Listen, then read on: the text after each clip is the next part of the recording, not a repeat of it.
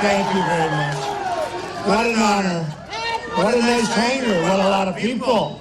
That's good. So they say we broke the all-time record in Watertown, and soon we're going to be doing something more important. We're going to be breaking the all-time record in job production. We're going to get jobs back, all right? We'll get the jobs back, all right? That I promise you. And we're going to, by the way, just so you understand, we're going to close up our borders. People are coming into the country, but they come illegally.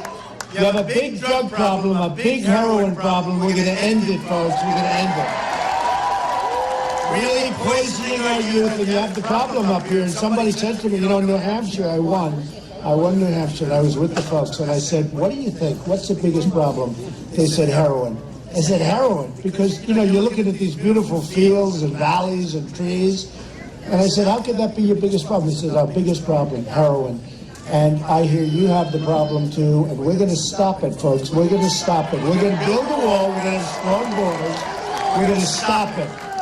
It's crazy. What we're going through as a country is crazy.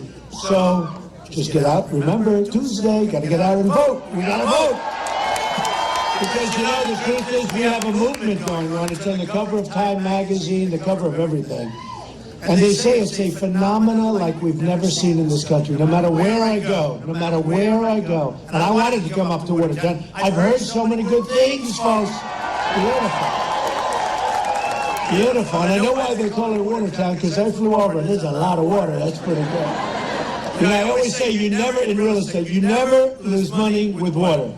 Rivers, lakes, and oceans. So we should be making a lot of money up here, folks, because you got plenty of lakes and plenty of water. So here's the one problem, right? And we get this taken care of. If I'm elected, we get it taken care of fast. Because we're going to bring our jobs back. We're not going to be losing our jobs to Mexico and all of these other places. So I went, I said to my people, give me some numbers. And Stephen came up and he gave you some talk. And it's depressing. When you see it, it's depressing. According to the United States Bureau of Labor Statistics, the number of manufacturing jobs in Watertown has decreased by 50% in not that long a period. That's a lot of jobs. Come on, folks, let's get with it, right? I mean, yeah, that's a lot of jobs. Well, we'll bring them back.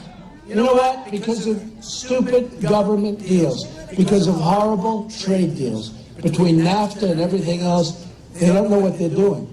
We have politicians that don't know what they're doing, and in some cases they do. Like Cruz and these guys, they have all these people funding them, and all these people are not for your best interest. Now, he's not for your best interest for another reason. New York values. He said that with hatred in his eyes. New York values. But actually, he's not the problem because he's now in third place. So I don't even know if he's... Now, Kasich, for anybody thinking, you know, as an alternative to him, Kasich approved NAFTA. He voted for NAFTA. NAFTA emptied out your businesses. TPP, which they're both in favor of, TPP, you know what that is, Trans-Pacific Partnership, will make NAFTA look like a baby. It's going to be so bad for the United States, so bad for this region, it'll be terrible. So we're going to end it, folks. It's not going to happen with me, believe me. We're bringing our jobs back. So Watertown lost 1/3 of its manufacturing jobs since the year 2001. That's not good. It's one of the great job thefts in history. It's called the World Trade Organization. That's when China went in. Actually, honestly, what China's done to our country, because of our politicians that don't know truly, they're incompetent. What China's done to our country is the greatest theft in the history of the world. It's really true. They've taken our jobs, they've taken our people, they've taken our money. You know, we have now a trade deficit with China of $505 billion a year. $505 billion a year. And it's going to remain that way. And honestly, it's been that way for a long time. It's a great tribute to our country that we can lose that much money for that long, and here we still have a country. But we're not going to have, we're in a bubble, we're not going to have it so much longer. You know, I told the story the other day. A friend of mine, is a very healthy guy, very strong guy, always very strong, got sick, got very, very sick. And he was supposed to have passed away a long time ago, actually. A very good guy, but tough guy. And, you know, strong. But he got very, very sick. And he was supposed to be dead a year ago. And he just keeps hanging in, hanging in, hanging in. And he won't die. And I call him every day. How you doing? I'm doing okay. I'm doing okay. I'm telling you, I'm going to be okay. Fantastic. You know, he was literally supposed to be dead 1 year ago. It's like our country. The way our country is right now, with all these horrible deals, the horrible trade deals, the horrible NAFTA, when you look at what it's done to us, when you look at NATO and the military, we have 28 countries. It's 68 years old. They asked me about it the other day. 68 years old. They asked me, I said, it's obsolete and we pay too much. And we're paying for these countries and they're not carrying their weight. They're not carrying their weight. And I made the statement, I said, look, you always have to be prepared to walk. I don't want to walk from NATO, but it is obsolete because our big problem now is terror, and that's not set up for terror. That was set up against the Soviet Union and other things. But we don't have a Soviet Union. But we still have a problem with Russia, so it's okay. It's okay to keep it. But they have to pay their weight. So you have many of these countries, they're not paying what they're supposed to be paying. With me, they're going to pay or they're gone, okay? You know, we protect them. They're going to pay. Somebody said, oh, you'll show, and I'll do it nicely. I'll say, look, you haven't paid in a long time. You got to pay. And if you don't pay, you're gone. We're not going to be, we can't be the policemen to the world anymore, folks. We owed $19 trillion. And it was sort of interesting. One of the reporters asked me, they said, well, does that mean that you would break up? And I said, look, it'll be just fine. They're going to pay. When we leave, we may have to leave for one day, and then they'll call up, okay, we'll pay. They're not going to want to be out there alone. But we have to modernize it. We have to make it or have an alternative for terror because we have to knock the hell out of ISIS. We have to rebuild our military. Got to do it. But they were talking about NATO, and I said, not only do they have to pay, but they're delinquent. We have businesses, right? You have apartments. They're delinquent. They owe us money from the back. They got to pay the money they owe us for the last many years. Nobody asks them. I guarantee you this, they don't pay. Nobody calls them. Do you think anybody says you didn't pay? They don't pay. Who can blame them? You know, I don't blame China. I don't blame Mexico. I don't blame Japan for taking advantage of us. I blame our leaders for being stupid people, okay? I blame our leaders. So let's go into a couple of more depressing factors, and then I'll give you the good news. We're going to change it, okay? That's the good news. Because you don't want to leave. I'll tell you, don't leave. This place is gorgeous. We'll bring back the jobs. Once we get the jobs back, we're all set. We get the jobs back, we get rid of the heroin, and we're all set, okay? There were more people in the labor force in Watertown in 1990 than there is today. That's not good. In other words, we're supposed to be growing, and we're going the opposite direction. The workforce in Watertown is shrinking, and nearly 5,000 more people in labor force. Wow. In just 5 years, you lost 5,000 jobs. No good. It's not that big a place, right? You know. The number of people employed in Watertown was higher in 2008 than it was today. Watertown is home to Fort Drum. That's a great place. Fort Drum. Oh, I love Fort Drum. I love the military. You're at Fort Drum? Beautiful. So how many people are at Fort Drum? And they love Trump. The military likes Trump. And we're going to take care of... And folks, you know, our military has been decimated, okay? These people know it better than anybody. We're going to build up our military bigger, better, stronger than ever before.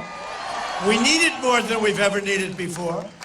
We're going to make it bigger, better, and stronger than ever before. Nobody's going to mess with us, and we're going to take care of our veterans because our veterans have been absolutely treated unfairly.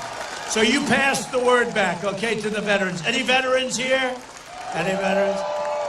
Folks, you pass the word around, let me tell you. Good-looking veteran. You look too young to be a veteran. So we're going to take care of that. Okay, a couple of more horrible factors here. Labor force participation, I didn't even have to tell you, it's at one of the worst levels ever. New York State has lost 3 out of 4, this is the state, 3 out of 4 manufacturing jobs since 1960. In other words, 3 out of 4. That's most of the jobs.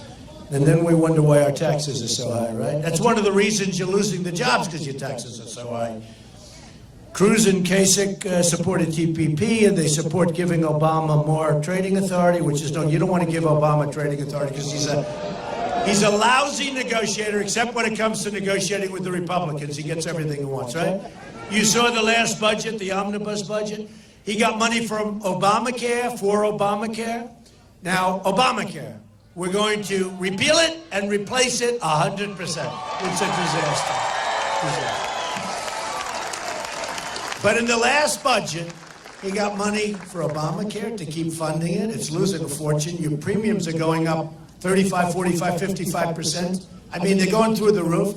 Your deductibles are so high that unless you're close to death, you'll never use it, and then you don't care, right? If we don't close to death, whatever it is, right? But unless you're close to, you see what's going on with your deductibles? You'll never be able to use it. So you're paying all this money for something you're not going to be able to use. When you look at this here, Chinese currency. Now, Cruz fought so hard so that China, one of the many reasons I'm against TPP, it's no good anyway.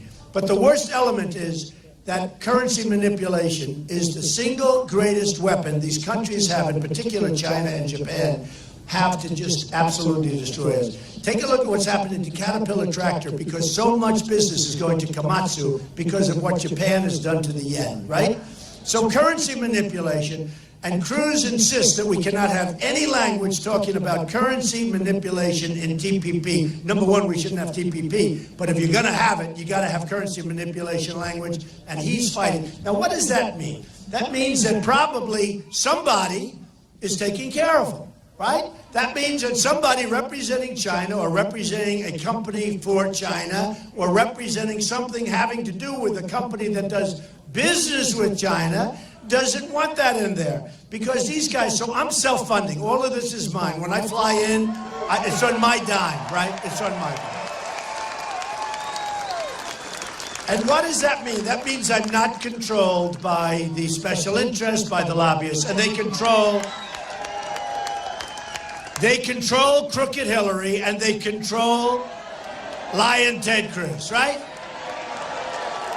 They control Lion Ted. You ever see a guy lie like this? You know? He'll walk into a meeting with the Bible held high. This is Lion Ted Cruz. Everyone knows he's a liar. What he did to Ben Carson, who endorsed me, by the way, is a great guy. Remember in Iowa?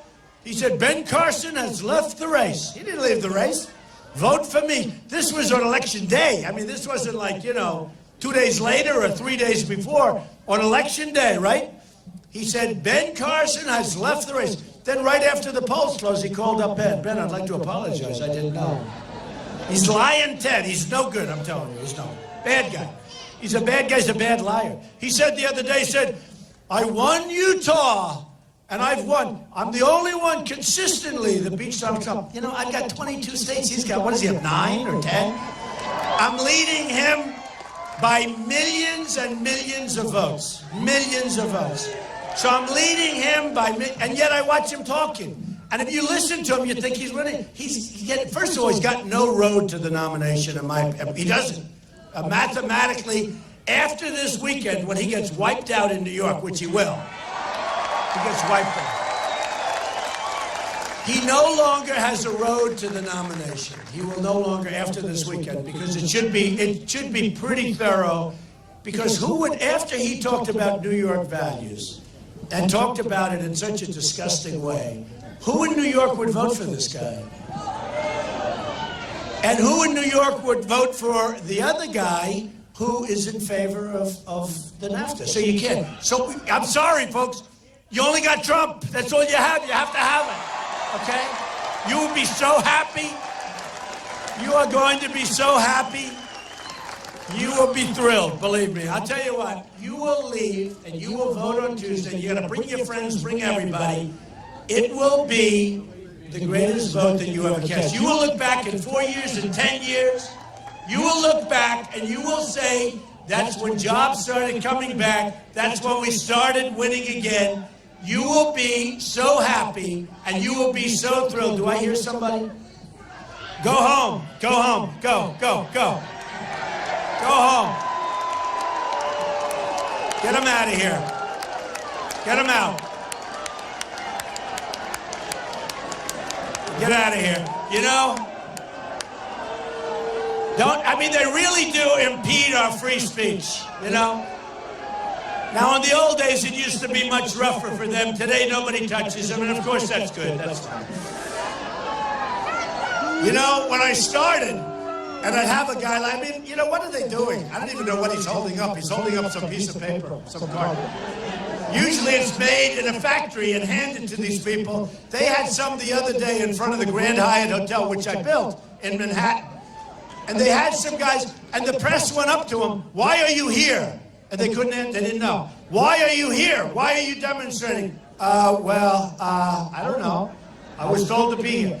They're a bunch of phonies, let me tell you. It's a bunch of phonies. It's a whole phony deal, just like what's happening with the Republican Party in terms of this delegate deal. So I'm leading with all the delegates. I'm leading with the votes by a lot. I'm leading with the delegates by a lot. But what's going on with delegates and what's going on with our party, we got to give the vote back to the people, folks, because it's no good. It's all rigged. It's a rigged deal. You know, you look at Colorado, and I watched the RNC. He's a nice guy who ranks. He's a nice guy. But he said, well, we haven't changed. Well, I went in June. In August, they changed. And the reason they changed was because they saw I was going to win Colorado.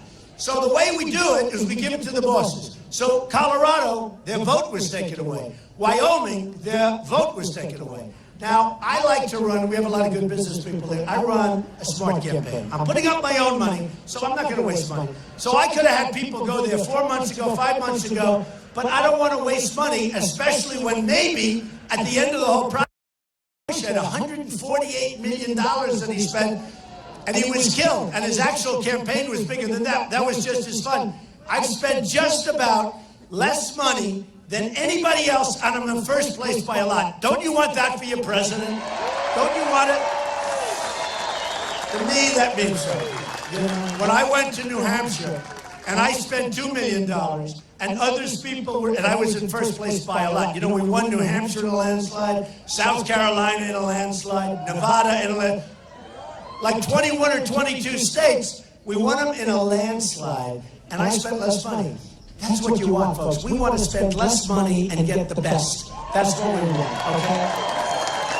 I look at some of these projects that we have in this country, I'm like in amazement. We have a project and it comes in at 4 times more than projection and 6 times more than projection. Even military spending. They buy things that they don't even want. They buy them because the company selling the item, whatever it may be, is very politically connected. They don't want that item, they want another item, but that company makes a better product, but they're not politically connected. So they get the item that we're talking about, it ends up costing much more than they ever thought, and I say, gee whiz, I wonder why. It's because your politicians work it out, folks. And we're not gonna have any more of that. We're gonna have a real country again, with borders, and strength, and intelligence. So, when I look at these numbers, I'm so disappointed in you. Infrastructure, a total disaster, that you know. Look at that. Yeah, infrastructure. Well, we know that. All over New York, it's a disaster. We're going to straighten it out. It's going to be great. And just hang in there, folks. Just hang in there. When I'm president, and I love this state. I know this state so well. I know this area. But I love this state, and we're going to straighten it out. We're going to get jobs back, and they're going to pour back in. And it's the single biggest thing. And jobs will cover up a lot of problems. You know, once you have jobs, that's going to cover up a lot of problems. But we can't continue. You can't continue to go. When you're losing 40, 50, 60% of your jobs and manufacturing is going down the tubes, I mean, you can't do that. You can't do it. You haven't had an effective pay increase in 18 years. Think of that. 18 years. And then they wonder why Trump has the most people at his rallies. I have bigger rallies than anybody by far. Why does Trump have the big rallies? Why do so many people come? Now, a lot of it has to do, what? I love you too. I do, I actually do. I must love you or I wouldn't be doing this. Who the hell needs to do this on a Saturday afternoon, right?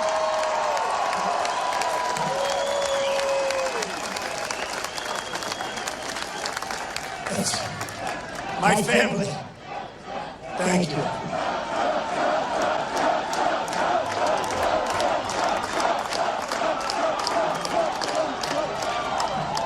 My family sometimes, Ivanka, Melania, my kids, they're all good. They said, They said, Dad, why are you doing it? You don't have to do this. You have such a good... I built this great company. I took $1 million and I built a company that's worth more than $10 billion in a fairly short period of time. I have some of the most iconic, some of the greatest assets in the world, very little debt, tremendous cash flow, and I say it for one simple reason, because that, and I couldn't care less about it, because I'll let the kids run it, I'll let the managers run it. It's so simple. Let me tell you, I'm doing this because that's the kind of thinking our country needs. We have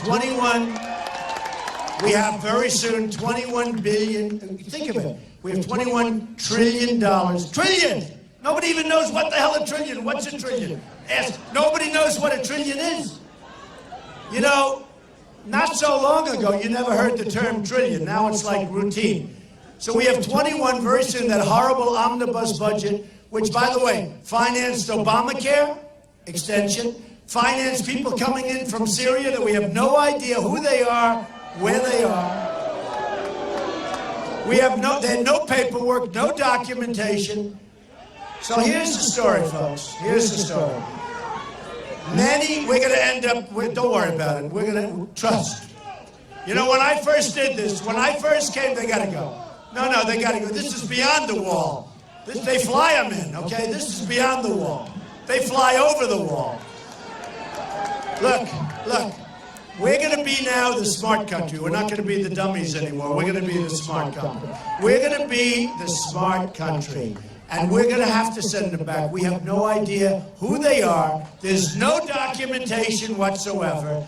And we'll help them build a safe zone in Syria someplace. And I'll get the Gulf states, who, by the way, are not carrying their weight. They got a lot of money. They're not taking the migrants. You know, there's no migration going into the Gulf states.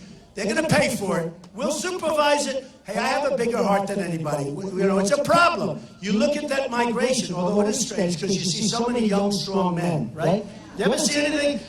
I say, where are the women? Where are the children? What's going on? You have young, strong men, and they're coming into our country, and they're coming in by the thousands. Remember I said a big number, and everyone said, that's ridiculous. He's talking about 3,000. Well, the 3,000's gone, the 10,000's gone, and now they're talking about tens of thousands of people are pouring into our country. We don't even know who the hell they are or where they come from. And let me tell you, you're going to have a problem. It's going to be a big, ugly problem. And we better be careful, and we better be smart, and we better be vigilant, or our country's in big trouble. If you look at what happened in California, where the two people, where she radicalized him, and they killed their co-workers, 14 people, lots of people in the hospital, and their lives will never be the same. But you look at that, and by the way, speaking of that, Second Amendment, if there were guns on the other side of that room, right?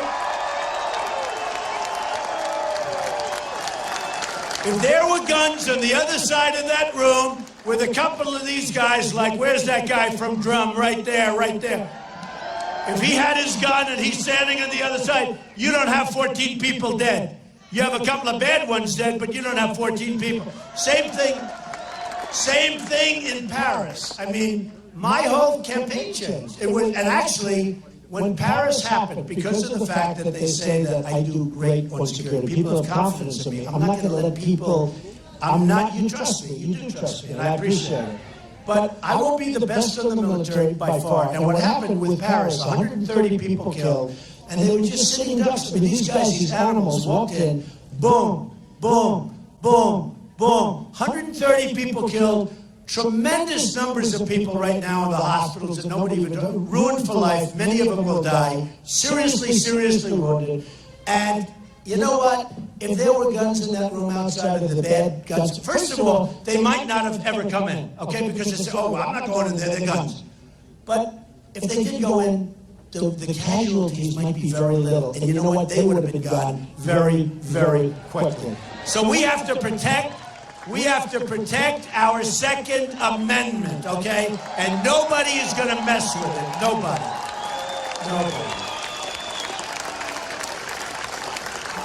Thank you. So when I started this on June 16th, and I came down the escalator with Melania, and it was great, and everybody was happy, and I started talking about illegal immigration, which would have never even been talked about if I didn't bring it up.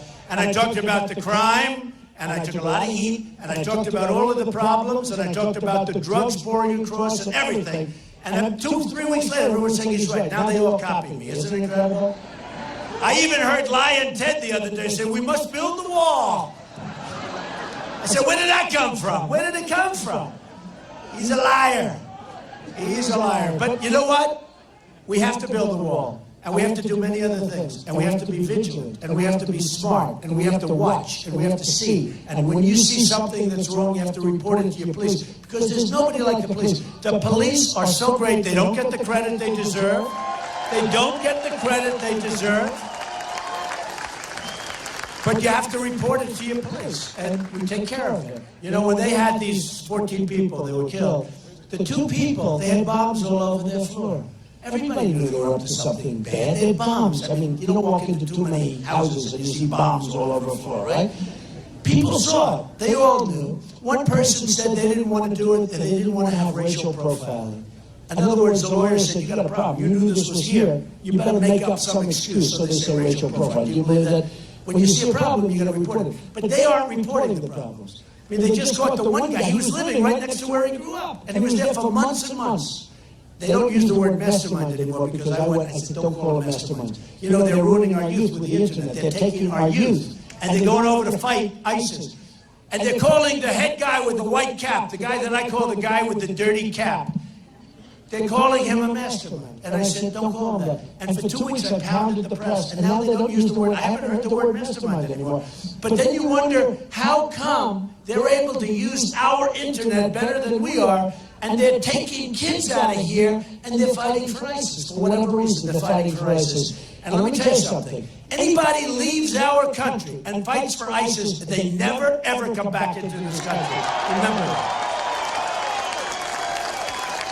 You know, right now, they leave our country. They leave our country. They fight for ISIS, they come back like nothing ever happened. Because here's what's going to happen. Someday they're not going to leave. They're going to be fighting us right here. They're not going to leave. Why should they leave? So anybody leaves our country, they're not coming back. They're gone, gone, gone forever. Okay, forever. So here's the story, folks. We don't win anymore. Thank you. Oh, yeah, go ahead. Very aggressive person. Go ahead. She wants to ask me a question. Go ahead. If I don't like it, nobody can hear her. I hope. Go ahead. Let's go. She's reading the question off her phone. Go ahead. That's okay. Oh, this sounds good. Come on, let's go. Let's go. They're holding up all these people now.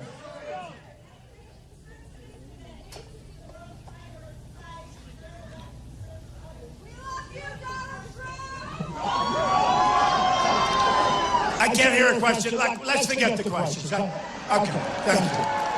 Can't hear the question.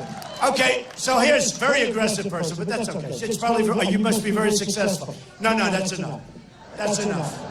I think the question was nice, but it wasn't, it wasn't like a question. I don't think a lot of people would have been interested. Of course I will. I will help the moral state of the country. And you know what I'll do? I'm going to bring our country together because our country right now is divided. And I'm going to bring our country together. Everybody.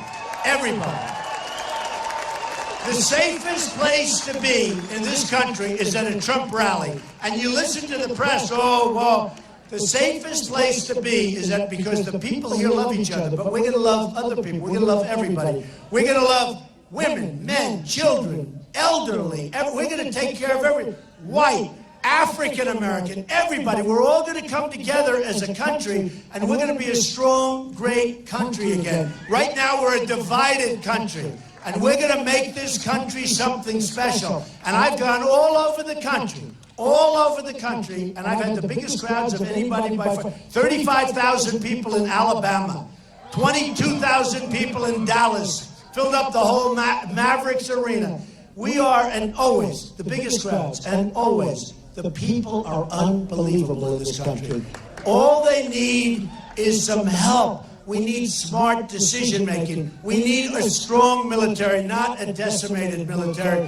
We need help for our veterans, because, the people in the military now, they say, well, they're going to be a veteran in the future.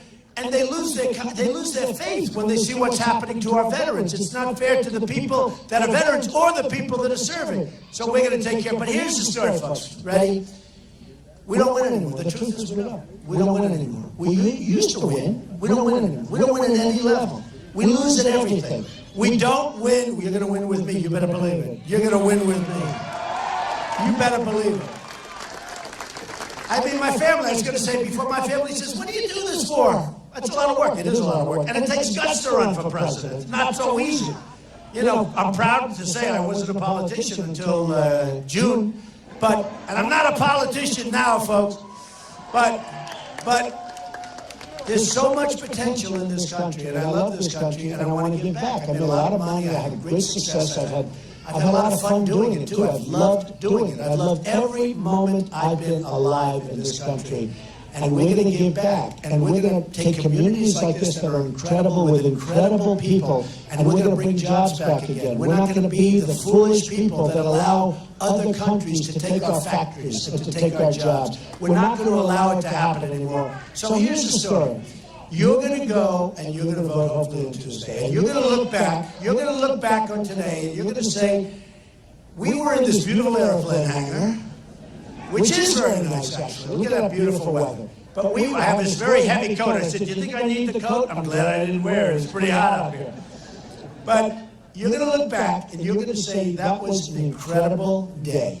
That was a great afternoon, a beautiful afternoon with fantastic, beautiful, incredible people that were your friends and are your friends, and you're together as a community. But that was the day that we went out because of that day and we voted the following Tuesday. And that was the greatest single vote I've ever cast. You're going to say that.